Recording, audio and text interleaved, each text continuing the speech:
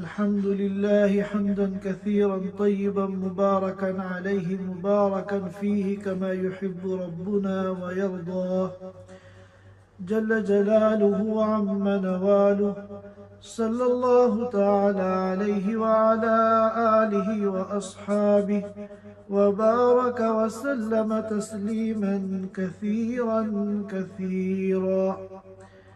أما بعد فأعوذ بالله من الشيطان الرجيم.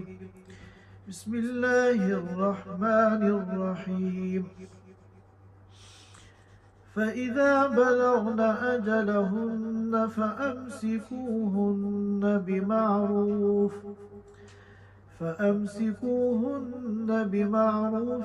أو فارقوهن بمعروف وأشهدوا ذوي عدل منكم وأقيموا الشهادة لله ذلكم يوعظ به من كان يؤمن بالله واليوم الآخر ومن يتق الله يجعل له مخرجا.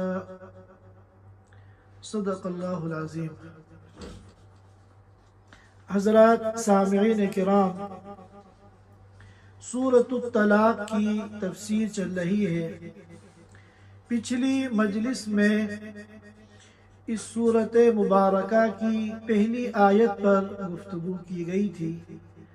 آج میں نے آپ حضرات کے سامنے اس سورت کی دوسری آیت تلاوت کی ہے. اس سورت مبارکہ کا جو مضمون ہے وہ اس سورت کے نام سے واضح ہے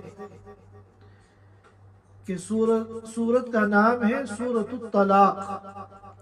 لہذا طلاق سے متعلق احکام اس میں بیان کیے گئے ہیں. اور یہ بات میں عرض کر چکا ہوں کہ نکاح اور طلاق کے احکام کو، مسائل کو اور ان سے متعلق شرعی تعلیمات کو قرآن اور حدیث میں انتہائی اہمیت کے ساتھ بیان کیا گیا ہے. شریعت نے جتنی زیادہ ان مسائل کو اہمیت دی ہے اتنا ہی زیادہ ہماری طرف سے لاپرواہی پائی جاتی ہے. یہی وجہ ہے کہ ان احکام سے اور ان مسائل سے، بلکہ صاف لفظوں میں کہا جائے انتہائی اعلیٰ، حسین اور خوبصورت ترین تعلیمات سے ناواقف ہونے کی وجہ سے اور جہالت کی وجہ سے لوگ ایسے مسائل میں اور مشکلات میں گر جاتے ہیں کہ ان کی دنیا بھی برباد ہوتی ہے اور آخرت بھی برباد ہوتی ہے، اور اپنی لا علمی اور جہالت کی وجہ سے ایسی بند گلی میں داخل ہو جاتے ہیں جہاں سے پھر نکلنے کا کوئی راستہ ان کو نہیں ملتا. لہٰذا ہم لوگوں کو چاہیے، جب ہمارے اس مبارک دین نے ہر مشکل کا حل ہمیں بتایا ہے اور ہر پریشانی سے بچنے کا راستہ ہمیں سکھایا ہے، تو ہم ان تعلیمات سے فائدہ اٹھائیں. سورۃ الطلاق کی ابتدائی آیتوں میں تقریباً 8 احکام، 8 ضروری مسائل اللہ تعالیٰ نے تفصیل سے بیان فرمائے ہیں. کچھ احکام اور مسائل ایسے ہیں جو پہلی آیت میں ہیں اور کچھ احکام اور مسائل ایسے ہیں جو دوسری آیت میں آئے ہیں. ہم نمبر وار پہلے ان مسائل کو سمجھ لیتے ہیں. سب سے پہلے قرآن نے کہا تھا فَطَلِّقُوهُنَّ لِعِدَّتِهِنَّ، کہ اولاً تو کوشش یہ کرو کہ طلاق کی نوبت نہ آئے. اگر باہمی اختلاف ہو گیا ہے، بدگمانیاں، غلط فہمیاں ہو گئی ہیں، تو آخری حد تک یہ کوشش کرو کہ یہ اختلافات دور ہو جائیں. کیونکہ اگر جب میاں بیوی کے درمیان اختلافات ہوتے ہیں تو اس سے سب سے زیادہ جو فائدہ اور خوشی ملتی ہے وہ شیطان کو ملتی ہے۔ یہی وجہ ہے کہ ایک موقع پر میں نے مسلم شریف کی حدیث بیان کی تھی کہ شیطان جو ہے وہ سمندر میں اپنا دربار قائم کرتا ہے اور اپنے چیلوں سے کارگزاری سنتا ہے، بڑے بڑے گناہوں کی وہ اطلاع دیتے ہیں کہ ہم نے فلاں انسان سے فلاں بندے سے کرایا، وہ کوئی خاص خوشی کا اظہار نہیں کرتا۔ لیکن جب ایک چیلا آ کے یہ بتاتا ہے کہ میں نے فلاں میاں اور بیوی کے درمیان اختلاف کرا دیا، بدگمانی پیدا کر دی، دوریاں قائم کر دی، تو اتنا خوش ہوتا ہے شیطان کہ اپنے اس چیلے کو سینے سے لگا لیتا ہے، وہ کہتا ہے اصل میرا جانشین تو یہ ہے۔ تو میاں بیوی کے اختلاف سے جتنا زیادہ شیطان خوش ہوتا ہے اتنا ہی زیادہ اللہ تعالیٰ ناراض ہوتے ہیں۔ لہذا شریعت نے کہا کہ اولاً تو کوشش کرو کہ نکاح جو ہو گیا ہے، میاں بیوی کا رشتہ قائم ہو گیا ہے، اب یہ برقرار رہے، یہ کنٹینیو رہے اور حسن خوبی کے ساتھ، پیار اور محبت کے ساتھ یہ رشتہ چلتا رہے۔ لیکن اگر شادی شدہ زندگی لا قدر اللہ ذالک ایسے موڑ پر آ گئی کہ اب دونوں کی دین اور دنیا کی بھلائی الگ ہونے میں، تو پھر شریعت نے طلاق کا آپشن رکھا اور ابغض المباحات اس کو قرار دیا کہ جتنی جائز کام ہے اس دنیا کے اندر ان میں اللہ کو سب سے ناپسند جو عمل ہے وہ طلاق ہے۔ اور یہاں تک فرما دیا گیا کہ جب ایک بندی پر، اللہ کی ایک بندی پر طلاق پڑتی ہے تو عرش الہی ہلنے لگتا ہے، یہ کوئی معمولی بات نہیں ہوتی۔ لہذا طلاق کو گڑیا گڈے کا کھیل نہ بناؤ، یہ بہت بڑی بات ہے۔ اہتز لہ عرش الرحمن، اگر کسی کو طلاق ہوتی ہے تو عرش الہی جو ہے وہ حرکت کرنے لگتا ہے، ہلنے لگتا ہے، وائبریٹ اس کے اندر آ جاتا ہے۔ اہتزاز کے معنی وائبریشن۔ اور یہ سب کیوں ہوتا ہے؟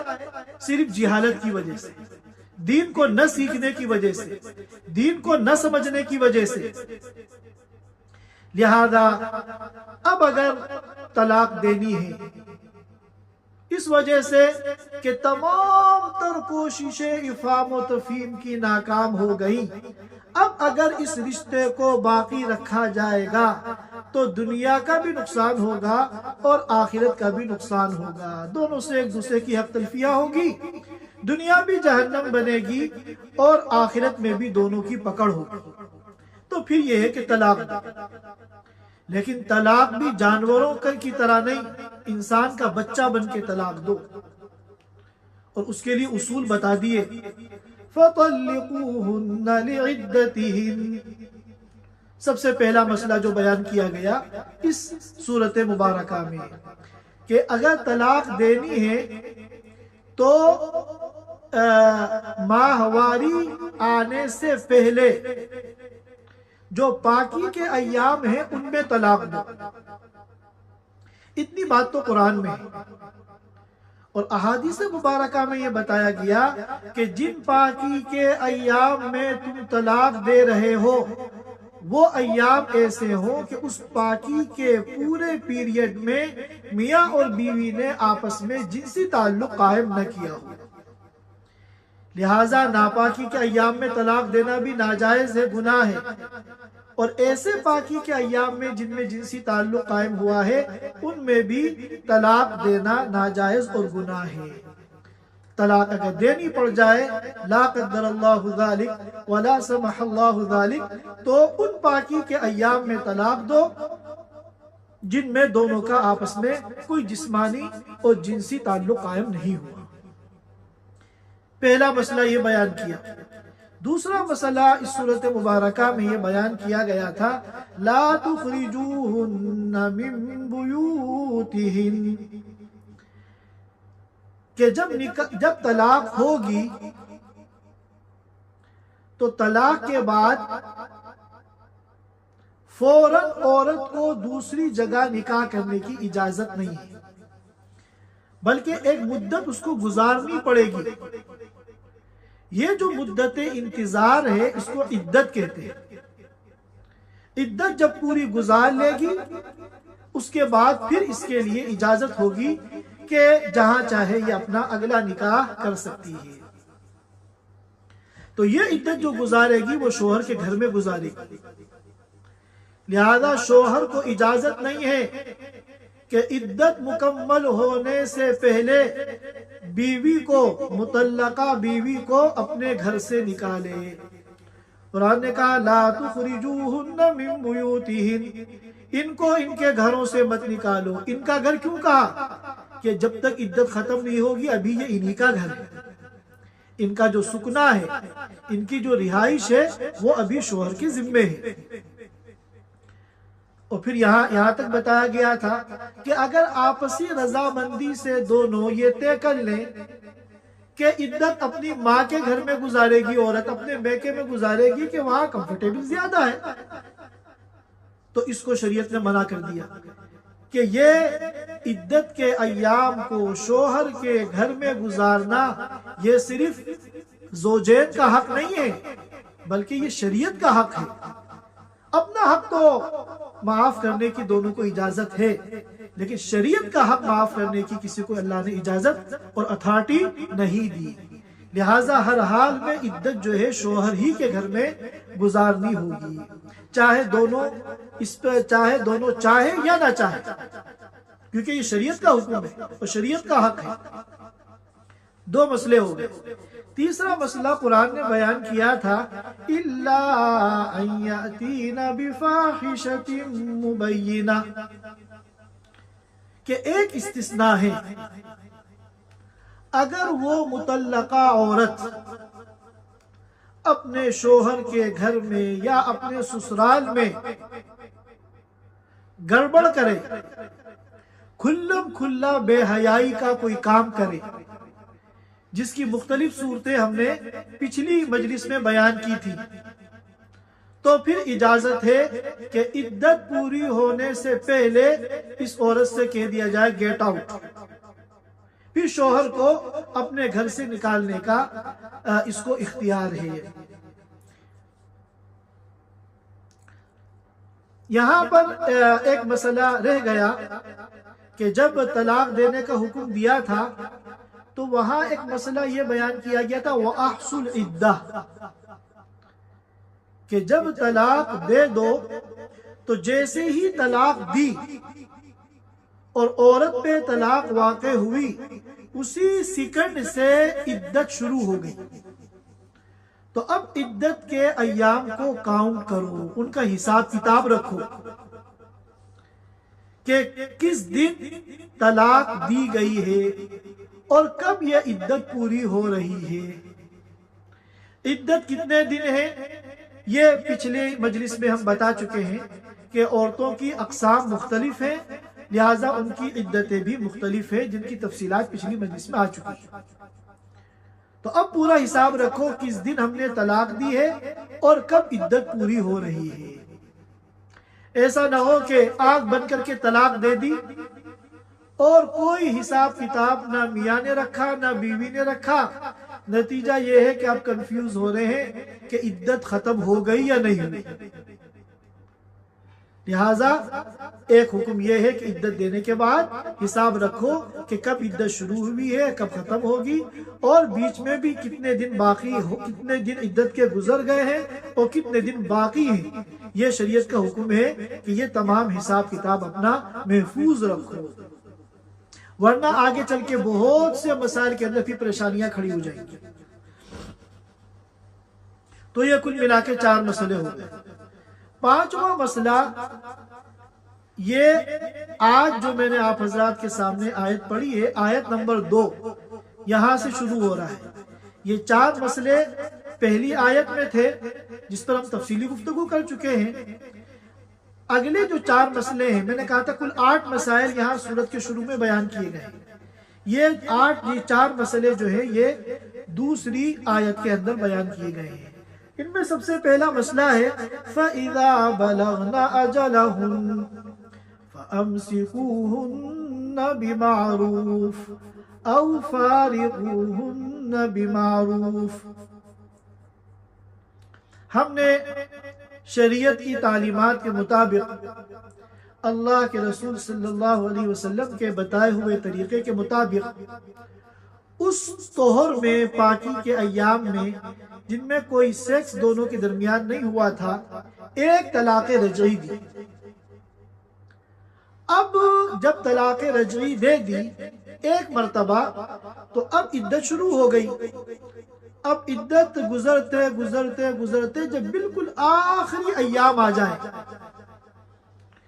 تو فَإِذَا بَلَغْنَ أَجَلَهُنَّ، جب یہ عورتیں اپنی مدت کے یعنی عدت کے اختتام کو پہنچ جائیں، بالکل چند ایام باقی رہ گئے عدت ختم ہونے میں، تو اب اللہ تعالیٰ شوہر کو حکم دے رہے ہیں کہ دیکھو ہم نے جو طلاق رجعی کا حکم دیا تھا کہ طلاق بائن مت دینا، مغلظہ مت دینا، ورنہ پھر رجوع کرنے کا آپشن ختم ہو جائے گا۔ طلاق رجعی دینا تاکہ رجوع کرنے کا آپشن باقی رہے۔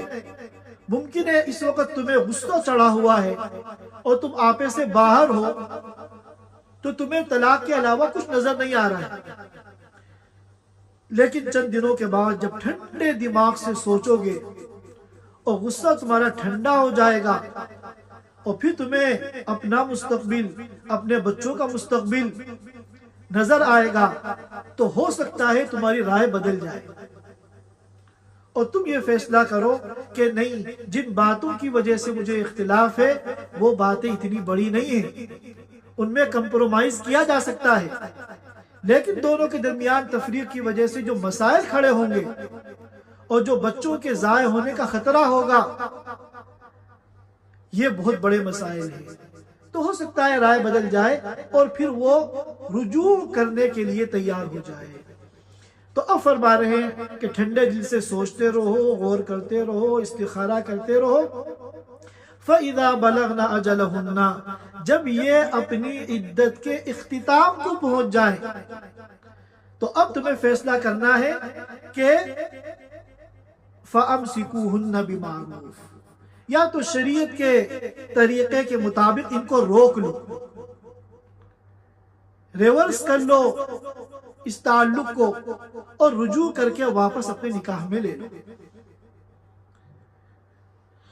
او فارقوہن بمعروف، یا اگر تم نے طے ہی کر لیا ہے، بات اتنی زیادہ بگڑی ہوئی ہے یا مزاجوں کا اتنا زیادہ اختلاف ہے کہ ٹھنڈے دل سے سوچنے کے بعد بھی اب آگے گزارا اس کے ساتھ مشکل نظر آتا ہے، تو فارقوہن بمعروف، تو شریعت کے طریقے کے مطابق پھر ان کو چھوڑ دو، ان کو الگ کر دو۔ الگ کرنے کا طریقہ کیا ہے؟ رجوع نہ کرو، جب عدت ختم ہو جائے گی تو آٹومیٹک وہ نکاح سے جو ہے نکل جائے گی اور رجوع کا آپشن جو ہے ختم ہو جائے گا۔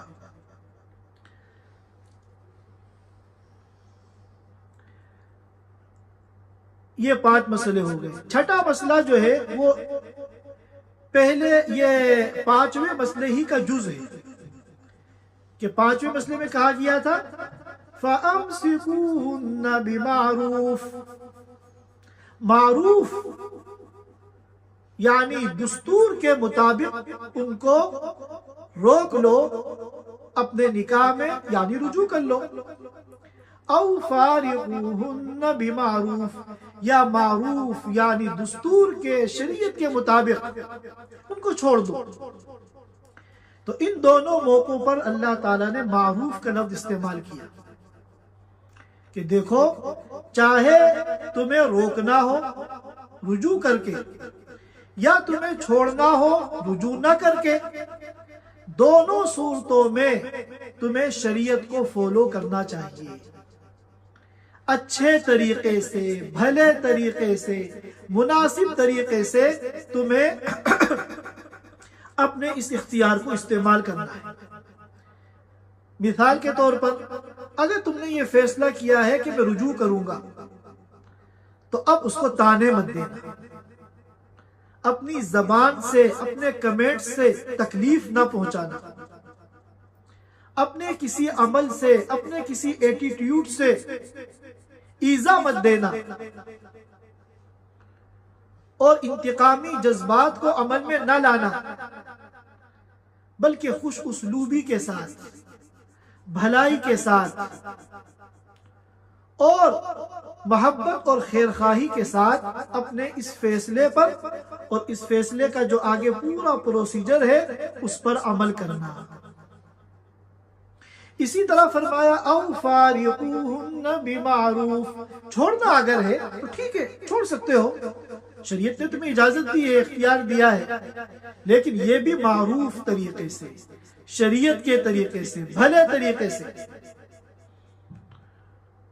اس میں کوئی تکلیف نہ اپنی زبان سے دینا، نہ اپنے عمل سے کوئی ایذا دینا، بلکہ اس پروسیجر کے اندر بھی پوری خیر خواہی کا پہلو نظر آنا چاہیے۔ یہ 6 مسئلے ہو گئے۔ 7واں مسئلہ قرآن یہ بیان کر رہا ہے وَأَشْهِدُوا ذَوَيْ عَدْلٍ مِّنْكُمْ، اب چاہے تم رجوع کرو اور رجوع کر کے واپس لے لو نکاح میں، یا رجوع نہ کرو یعنی رجوع نہ کر کے اس کو نکاح سے نکال دو، باہر صورت ان 2 آپشنز میں سے جو بھی آپشنز تمہیں چوز کرنا ہے اس پر تم 2 عادل گواہ بنا لو، 2 گواہوں کو اپنے اس فیصلے پر گواہ بنا لو، اگر رجوع کیا ہے تو بھی 2 کو گواہ بنا لو، اور اگر رجوع نہیں کیا تو بھی 2 کو گواہ بنا لو کہ دیکھو عدت جو ہے ابھی چند گھنٹہ پہلے، 1 گھنٹہ پہلے، 15 منٹ پہلے گزر گئی، ختم ہو گئی، اور میں تم دونوں کو گواہ بناتا ہوں کہ میں نے رجوع نہیں کیا، یعنی گویا کہ وہ نکاح سے اب نکل گئی، رجوع کرنے کا آپشن ختم ہو گیا۔ شریعت نے یہ حکم کیوں دیا؟ اس لیے کہ شیطان جو ہے وہ ہر موقع پر انسان کے ساتھ لگا رہتا ہے۔ اب ممکن ہے رجوع نہیں کیا، ممکن ہے رجوع کر لیا، مگر عورت نے بعد میں انکار کر دیا کہ اس نے رجوع نہیں کیا تھا۔ عورت کو شیطان نے بہکایا کہ یہ جو کہہ رہا ہے، دعویٰ کر رہا ہے کہ عدت گزرنے سے پہلے میں نے رجوع کر لیا تھا، اس کے پاس کوئی ثبوت تو ہے نہیں، کوئی پروف تو ہے نہیں، اور تم اس کے ساتھ رہنا چاہتی نہیں ہو، لہذا تم یہ کہہ دو کہ اس نے رجوع نہیں کیا تھا۔ تو اب اگر اس نے رجوع پر 2 گواہ بنا لیے تھے تو وہ 2 گواہ آج کام آئیں گے، اور قاضی ان دونوں گواہوں کی گواہی پر فیصلہ کر دے گا شوہر کے حق میں۔ اور اسی طرح ہو سکتا ہے کہ رجوع نہ کیا ہو اور خود دل کے اندر یہ نفسانیت آ جائے کہ میں یہ دعویٰ کر دیتا ہوں کہ میں نے رجوع کر لیا تھا۔ تو اب جبکہ 2 گواہ رجوع نہ کرنے پر بن چکے ہیں، عورت ان 2 گواہوں کو پیش کر دے گی کہ اس نے عدت گزرنے تک رجوع نہیں کیا تھا، اور اس کے رجوع نہ کرنے پر یہ 2 گواہ موجود ہیں، لہذا قاضی ان 2 گواہوں کی گواہی کے مطابق فیصلہ کر دے گا۔ تو اگر ہم اس موقع پر گواہ بنا لیں گے تو شیطان کو پھر ہمارے ساتھ کھیلنے کا موقع نہیں ملے گا، اور جو شریعت کا حکم ہے اسی پر عمل ہوگا اور شریعت کا حکم ہی نافذ ہوگا۔ لیکن فرمایا ذوی عدل منکم، وہ جو 2 گواہ ہونے چاہیے وہ عادل ہوں، عادل ہو یعنی نیک ہوں، شریف ہوں، فقہ ہوں، معتبر ہوں۔ عادل گواہ کون ہوتے ہیں اور وہ گواہ کون ہوتے ہیں جو عادل نہیں ہیں، جن کی گواہی معتبر نہیں ہے؟ یہ فقہ کی کتابوں کے اندر ان کی تفصیلات موجود ہیں، یہاں ان کو بیان کرنے کا موقع نہیں، کیونکہ اگر آپ نے ایرا غیرہ کو جو کوئی معتبر انسان نہیں ہے معاشرے کے اندر، جھوٹ بولتے ہیں، فسق و فجور ان کی زندگی میں نمایاں ہے، ان کی باتوں کا کوئی اعتبار سوسائٹی میں نہیں ہوتا، ان کو اگر آپ نے گواہ بنا لیا تو اس کا کوئی فائدہ نہیں، کیونکہ جب یہ قاضی کی عدالت میں گواہی دیں گے اور قاضی ان گواہوں کا تزکیہ کرے گا تو پتہ چلے گا یہ تو معتبر نہیں ہے، لہذا وہ گواہی پھر کسی کام کی نہیں رہے گی۔ لہذا گواہ بنانا ہو تو معتبر، شریف اور نیک سچے لوگوں کو گواہ بناؤ۔ اس کے بعد یہ 7 مسئلے ہو گئے۔ اس کے بعد 8واں مسئلہ قرآن نے بیان کیا، وَأَقِيمُوا الشَّهَادَةَ لِلَّهِ۔ یہ جو حکم ہے قرآن کا، یہ تمام ایمان والوں کے لیے کہ جب تمہیں گواہ بنایا گیا اور پھر انصاف کو قائم کرنے کے لیے قاضی نے تمہیں گواہی کے لیے بلایا تو اب گواہی دینے میں تردد مت کرنا۔ بعض مرتبہ ایسا ہوتا ہے کہ جو مخالف پارٹی ہے وہ دباؤ بناتی ہے، یا تو گواہوں کو لالچ دیتی ہے کہ تم گواہی مت دینا، ہم تمہارے اوپر یہ احسان کریں گے، یا ڈراتے ہیں، دھمکاتے ہیں کہ اگر تم نے ہمارے خلاف گواہی دی تو تمہارا یہ انجام ہوگا۔ تو اس میں کسی کے ڈرانے دھمکانے سے یا کسی کے لالچ دینے سے متاثر نہیں ہونا چاہیے۔ قرآن کہہ رہا ہے وَأَقِيمُوا الشَّهَادَةَ لِلَّهِ، مخالفین جائیں بھاڑ میں، اللہ کو راضی کرنے کے لیے تم جا کے گواہی دو تاکہ مظلوم کو انصاف ملے۔ اگر تم نے کسی کے بہکاوے میں آ کر گواہی کو چھپا لیا اور تمہارے قاضی کے سامنے گواہی نہ دینے کی وجہ سے ایک مظلوم انصاف سے محروم رہ گیا تو قیامت کے دن تمہاری پکڑ ہوگی۔ اسی کو قرآن نے ایک موقع پہ کہا تھا وَلَا تَكْتُمُوا الشَّهَادَةَ، گواہی کو مت چھپانا، وَمَن يَكْتُمْهَا فَإِنَّهُ آثِمٌ قَلْبُهُ، جو گواہی کو چھپائے گا وہ گنہگار ہوگا، قیامت کے دن جو ہے اس کا مؤاخذہ ہوگا اور اس کی پکڑ ہوگی۔ یہ 8 مسائل بیان کرنے کے بعد اب اللہ تعالی فرما رہے ہیں ذَلِكُمْ يُوعَظُ بِهِ مَنْ كَانَ يُؤْمِنُ بِاللَّهِ وَالْيَوْمِ الْآخِرِ، کہ یہ جو نصیحتیں کی گئی ہیں نمبر وار 8 نصیحتیں کی گئی، 8 مسائل سمجھائے گئے، 8 احکام طلاق سے متعلق بتائے گئے۔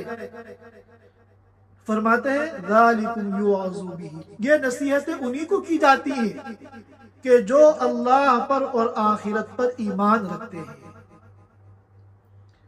نصیحتیں انہی لوگوں کے کام آتی ہیں جو سچے مومن ہوں اور جن کے دل میں خوف آخرت ہو۔ اب جو ایمان کے کچے ہیں، نہ اللہ کا خوف ہے نہ آخرت کا ڈر ہے، تو ان کو کتنا سمجھا لو، نصیحتیں کر لو، ان کے اوپر کوئی فرق نہیں ہوتا۔ یہ جو بات کہی گئی ہے یہ ہمارے دین کی خوبصورتی ہے۔ دنیا کے جو قوانین ہیں وہ ڈنڈے کے زور پر نافذ کیے جاتے ہیں، پولیس کا ڈر، CID کا ڈر، گرفتاری کا ڈر، جیل کا ڈر۔ اللہ تعالیٰ فرماتے ہیں کہ ہمارے احکام پر اگر عمل کرنا ہے تو اللہ پر ایمان ہو اور آخرت کا ڈر ہو۔ یہ آخرت کا جو خوف ہے یہ اصل قانون پر عمل کراتا ہے، قانون شریعت پر عمل کراتا ہے۔ اگر ہمارے دل میں خوف آخرت نہیں ہے تو ہم میں اور جانوروں کے درمیان فرق کرنا مشکل ہے۔ صرف خوف آخرت ہے جو انسان کو شریعت کے قوانین پر اور احکام پر عمل کراتا ہے۔ اس کے بعد فرمایا وَمَن يَتَّقِ اللَّهَ يَجْعَل لَّهُ مَخْرَجًا، اور جو اللہ سے ڈرتا ہے اللہ تعالی اس کے لیے مشکلات سے نکلنے کا راستہ بنا دیتے ہیں۔ یاد رکھیے کہ زوجین کے، میاں بیوی کے آپس میں جو حقوق ہیں، ان حقوق کی ادائیگی کے لیے تقوی بہت ضروری ہے۔ تقوی اگر نہیں ہوگا تو یہ حقوق ادا نہیں ہوگا۔ تقوی کی طاقت وہ ان حقوق کو ادا کراتی ہے۔ یہی وجہ ہے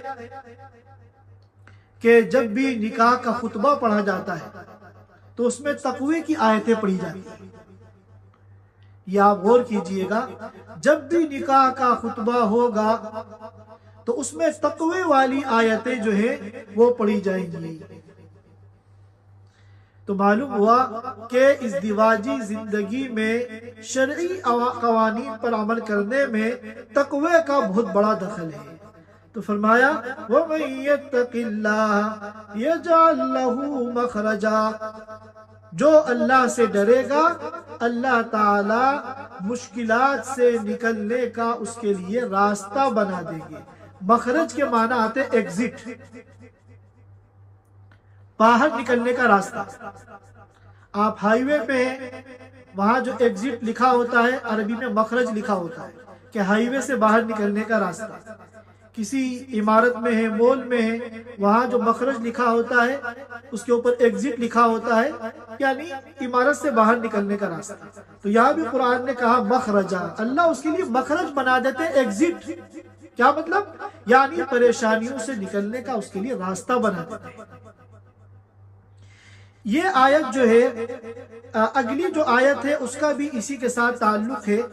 انشاءاللہ جب ہم اگلی آیت پر گفتگو کریں گے تو تقوی کے وہ فوائد جو یہاں اس موقع پر بیان کیے گئے ہیں وہاں ہم تفصیل سے اس پر بھی گفتگو کریں گے، اور اس کا جو شان نزول ہے وہ بھی انشاءاللہ ہم اگلی مجلس میں اس پر بات کریں گے۔ بعض مفسرین نے فرمایا کہ وَمَن يَتَّقِ اللَّهَ يَجْعَل لَّهُ مَخْرَجًا کا مطلب یہ ہے کہ اگر ان دونوں نے، میاں بیوی نے الگ ہونے کا فیصلہ کر لیا، اس فیصلے میں عورت کا تو کوئی دخل نہیں ہوتا، یہ تو اختیار اللہ نے صرف شوہر کو دیا ہے، تو بہرحال اگر اس موقع پر یہ دونوں تقوی اختیار کریں گے تو اللہ تعالی پریشانیوں سے نکلنے کا ان کے لیے راستہ بنا دیں گے۔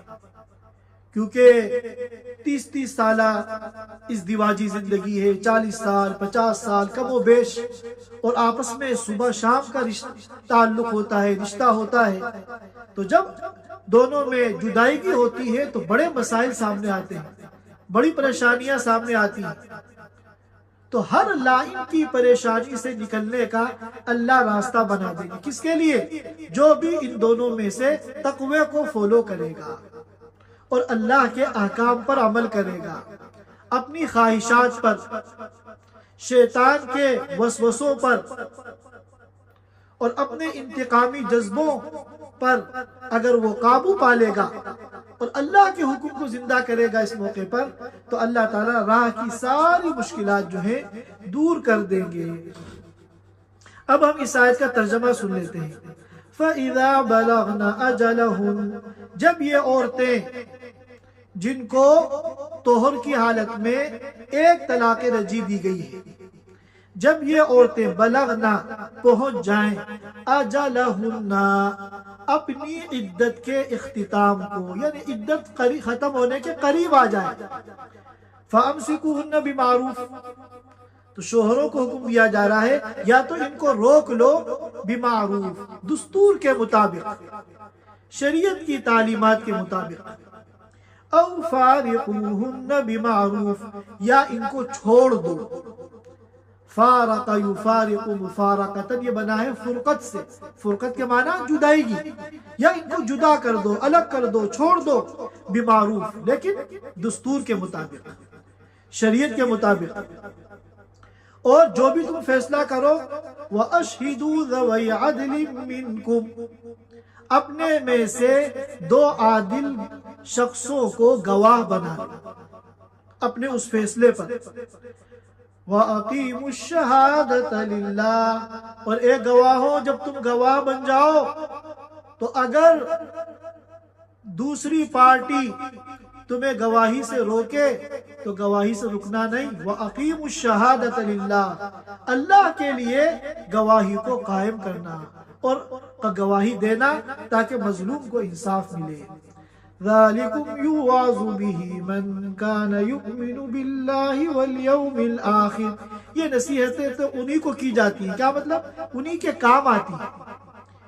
جن کا ایمان نہیں ہے یا آخرت کا خوف نہیں ہے، ان کو تو جتنا سمجھا لو، نصیحتیں کر لو، ان کے صحت پہ کوئی اثر نہیں ہوتا. ان نصیحتوں سے فائدہ اٹھانے والے کون ہیں؟ من کان یؤمن باللہ والیوم الآخر، جو اللہ پر ایمان رکھتے ہیں، اللہ پہ یقین رکھتے ہیں اور آخرت پر ایمان رکھتے ہیں. وَمَن يَتَّقِ اللَّهَ يَجْعَل لَّهُ مَخْرَجًا، اور جو اللہ سے ڈرتا ہے، تقوی اختیار کرتا ہے، اللہ تعالیٰ اس کے لیے پریشانیوں سے نکلنے کا راستہ بنا دیتے ہیں اور اس کی ہر قسم کی پریشانیاں دور کر دیتے ہیں. یہ اس آیت مبارک کا ترجمہ ہے. انشاءاللہ ہم اگلے جمعے اگلی آیت پر بات کریں گے. اللہ تعالی ہم سب کو کہنے سننے سے زیادہ شریعت کے اتباع کی اور ہر حکم میں شریعت کو فالو کرنے کی توفیق عطا فرمائے. وآخر دعوانا الحمدللہ رب العالمین. Thanks for watching. Don't forget to like, comment, share and subscribe to Al Wahid channel.